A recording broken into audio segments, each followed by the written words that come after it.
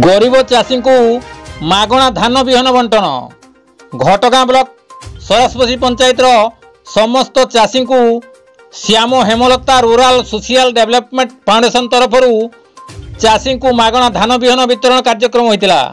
यही कार्यक्रम को आयोजन करते सरस्वती पंचायत पूर्वतन सरपंच हेमलता नायक। यही कार्यक्रम को सहयोग करते समाजसेवी श्याम सुंदर नायक, मधुसूदन नायक, प्रणति नायक, प्रताप चंद्र राउत, मार्कंड नायक, धरणधर नायक एवं परमानंद नायक। आगामी दिन में किपरि समस्त गरीब चाषी माने मागणा धान विहन पाइपारे से प्रति फाउंडेशन विभिन्न पंचायत रे कार्यक्रम जारी रहिबो।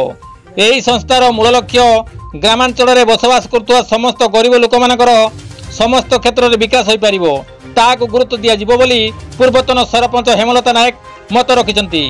संग्राम राउत का रिपोर्ट, केडी न्यूज ओडिया।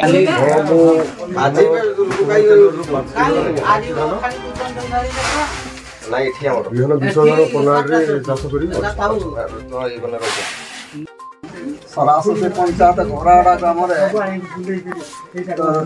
चाषी मान को मागणार धान दि जाऊँ तो SHR SDF तरफ धान चाष दिया तो सरकार पद्धति अनुसार जमी रहा कथा आमको ट्रेनिंग दि जा बुझे दि जा। तो बर्तमान आम प्रथम थर पर धान नौचु देखा चाष करूँ जदि पद्धति भल चाष हुए भल अमल हुए भविष्य में धान को आम पुनर्वार करूँ आशा रखी।